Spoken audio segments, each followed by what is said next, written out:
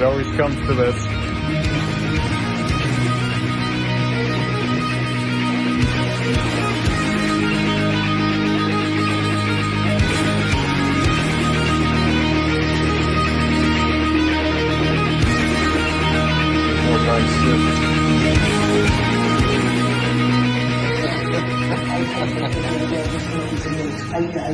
Morning guys, back again to do another tattoo progress update. Where I last left off, I'd had the second pass on this eye over here, being done over 3 passes of red on top of black. We used pomegranate red, really red, fusion white, and panthera black for this. And as you can see, it's healed up better than it did the first time. Shouldn't be any surprise by now. The white is clearly more white than it was last time. It had more of a pinky look to it. There still is a bit of that pink kind of look more in person than it's going to come across on camera here, but I most likely will do one final pass on that guy, you know, maybe a couple months down the road, just to kind of polish everything up. Seems to be, you know, like I could leave it at 2 with most things, but 3 is more your polish run, and I find that 3 passes on color on black kind of does more or less a similar look to what it would look like on normal skin, whereas second pass black color on black is more like it's clear, but you can still tell it was done over black pretty easily. With that said, some colors definitely work better than others. Reds and yellows seem to be the strongest, although this turquoise blue that we've used has been a real force of nature. You know, it just cuts through the black like crazy.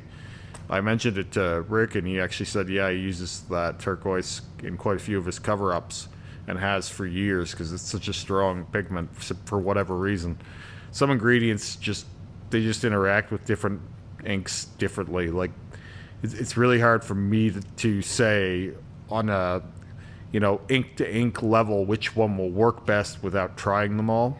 And that's been a big part of what I've enjoyed about this whole experience. Is kind of like there's been almost nothing off limits about this. It's just pick a color, try it, give it a whirl. The only colors we've tried that haven't really worked, I always say there's one, but there was one other one that we tried. We tried this icy blue or whatever the hell it was called, and it's kind of like a white. It's almost like a white blue. It barely looks blue at all. It's just incredibly thin blue, and that went in like nothing. And the other one that didn't work well was this soft mixing white, or soft mixing pink, sorry. And it was more or less the same problem. It was just not very pigmented, and it just goes in sort of like a dull white over the black. But I would imagine those colors are fairly inconsequential even on negative space. So, you know, that's just the nature of anything, really. It's like, you know, stronger pigment is going to show up over anything better than a weaker pigment. It's, you know, it's just the way it is. I'm sure there's some soft colors like that for every color. I'm sure you can get a soft green like that, a soft red, whatever, you know. And there's probably a use for that stuff, but for working over top of blackout, you need the stronger tones. Not necessarily the brighter tones, but definitely the stronger tones, because some of the darker ones work really well as well. Obviously, I've done so much with this red velvet, and it really does seem to kind of bully out the black when you do enough passes of it. With all that said, I also did the thorns here with yellow and brown. There's 2 different types of yellow and brown in there, and they got different levels of brightness over different parts of me. I think the worst ones are probably down here, but that's similar to the roses too. For whatever reason, this rose always takes better than the other ones, and I would say that, to no real surprise, the outer bicep rose needs the most work. You would think that it would be the hand, as I've already mentioned, but that one seems to be doing really, really well. and it took really well. This guy's doing pretty good as well. As you can see, I've still got a bit of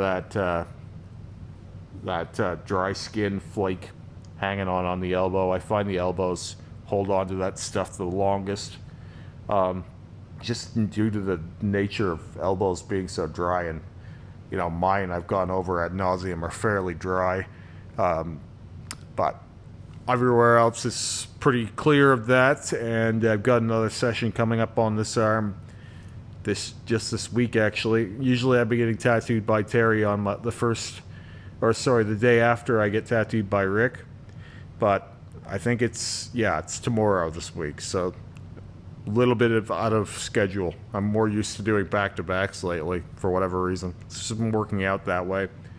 I've been making these vlogs in the morning, so I've got a bit of a different energy in the morning. I've been basically doing my workout, then coming right down to the shop to do these. I just don't have time for them elsewhere in my life currently. Even doing the React series it's been challenging to even find the half an hour to sit down and do those. You wouldn't think that would be hard to do, but it's kind of like Jenga sometimes, or something like that, where it's like any one last thing can be too much, and then the whole thing comes crashing down. It's a balancing act, between working out and getting tattooed and being a husband, a father, and having a full-time job and several side hustles, laser removal and fucking content creation of all kinds on several platforms, and also running the shop social media. It's a lot to manage sometimes, and it's just about finding moments in between moments at some point. Like I said, we got another session coming up tomorrow. We're going to be working on this arm again. I'm not going to divulge the details because I'll have all kinds of time to talk about that after the session. This sleeve will be a little bit darker after the fact. I think it's quite bright now, and got to bring a little more contrast into it. I'm sure by the time this video goes up, there'll be people who have already said as much, because generally, if I'm thinking those things about my own work, it's a good sign that others will. That's a big part of why the React series works for me, is because it's like there's no one probably out there that's given more time and thought towards their own work and scrutinized their own work. So it works that way, It's like if you're going to criticize others, you have to criticize yourself first.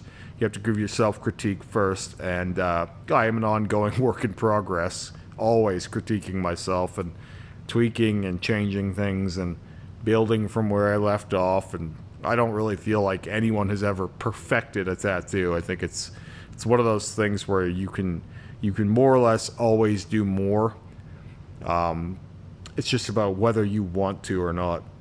And that's a great segue, as I just had my 42nd session on my left sleeve with Rick, and we actually had a decent day this week. It wasn't an amazing day, but compared to what we've been doing lately, it wasn't bad. So we did the third pass on the yellow here.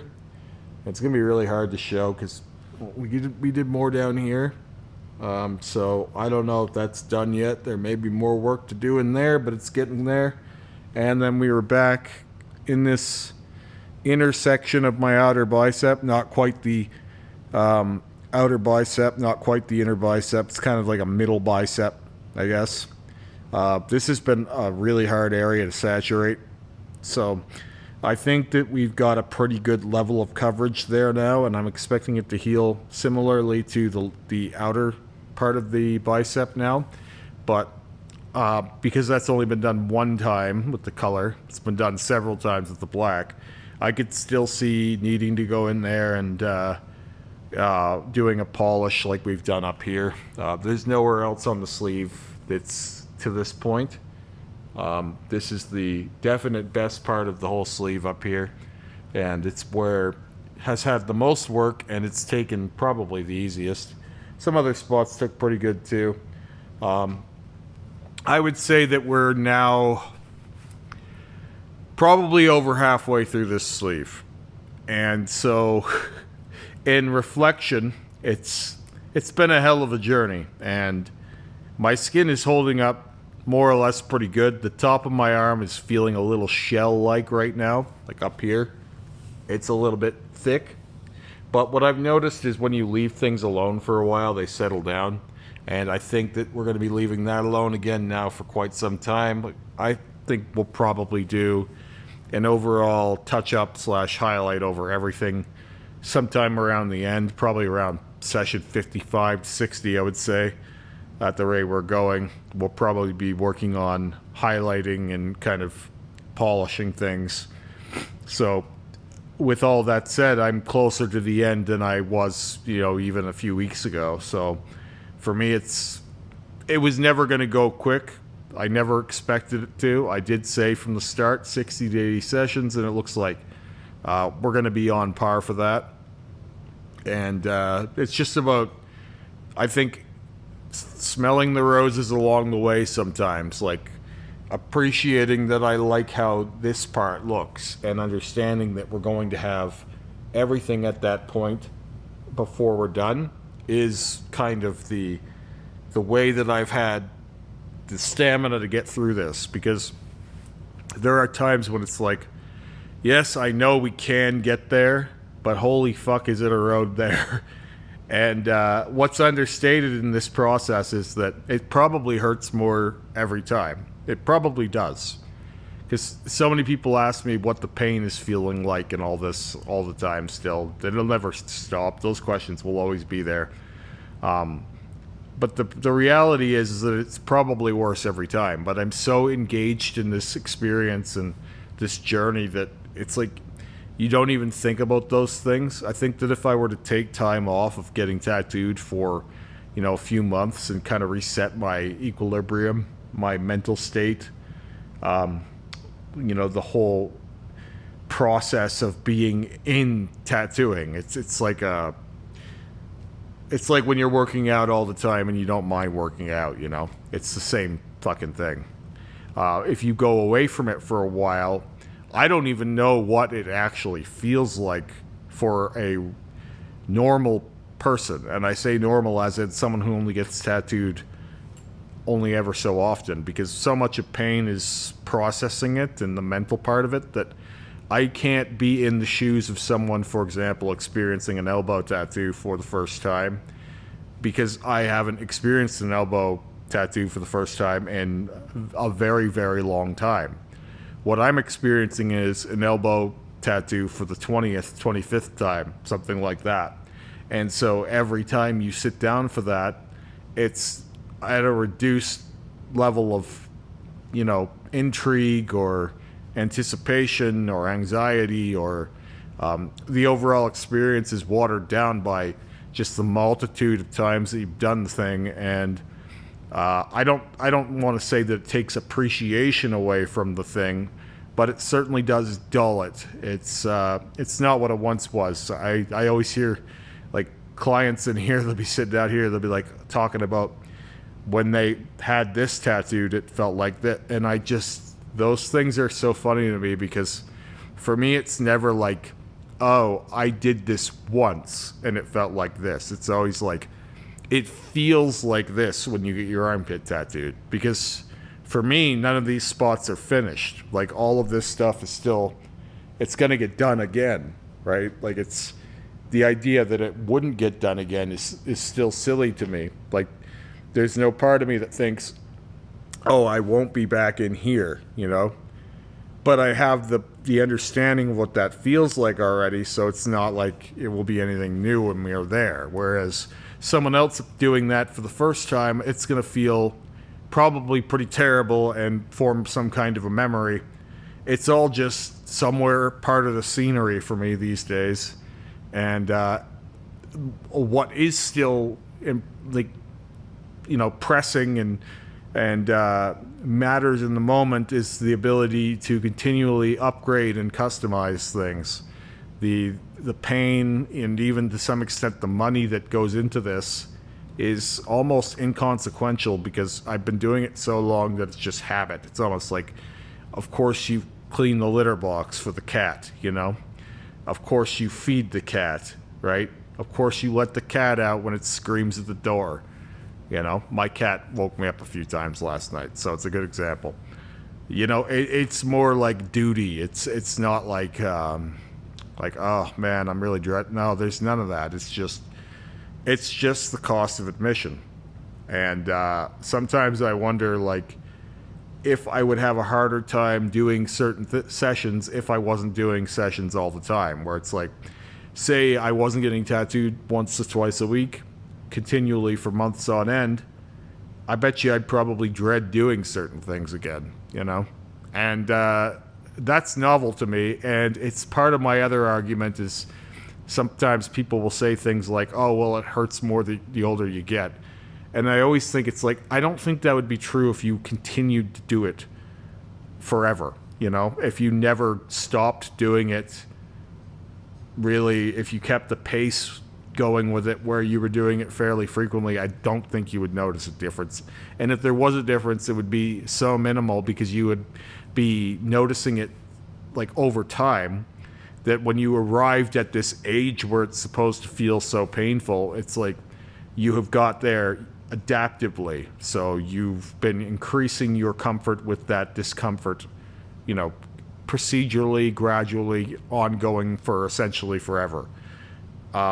Similar, like, people are always asking me if my conch piercings and other holes in general have affected my hearing, and it's like, I didn't do any of these all at once. These were all stretched gradually, and so whatever loss of hearing that I may have encountered would have been so gradual that there's no way you could possibly notice. It's not like you just flip a switch, like, oh, I have holes now, so now my hearing's shit. It would be more gradual, like a dulling down that your body is more or less preparing you for. That's how I would imagine the same thing with it hurts more as you age. Because, like, where's the fucking fine point on that? Do you just wake up, you're 55, and now you can't get tattooed anymore because it hurts too much? What if you were getting tattooed when you were 54 a couple times a week? Now it's like, no, my skin's no good anymore. Like, none of that is based on anything tangible. It's all just anecdotal nonsense to me. And I think that if you're in something actively every day, you don't really notice the changes that you get along the way so much. It's just par for the course, something like that. Anyway, I've rambled enough, so I'll try and show this off here. But again, it's pretty hard, and obviously it's not going to stay this dark. It's going to lighten up quite a bit. The goal is to have it be more like this texture in here. If I get the whole sleeve up to this point, we're good. I don't need it to be much better than that, and I'm sure it will be a little bit better than that in the end. But even if we could get it to that point, and to keep it to that point, that would be enough. And everything that we've done up here has stayed the way we've left it. So it's just about getting it there, and then once it is there, you're more or less just free and clear. So I don't really have too many worries about how this work will age, because I have all these good examples of how the work ages already. It's where you left it. Same as the chest piece, like whether you like or hate the chest piece, it is the same as it was when I stopped working on it, and it will be better when I work on it more. It's just the way this work is. All right, I'll be talking to you guys again here in a few days, so take care. Talk soon.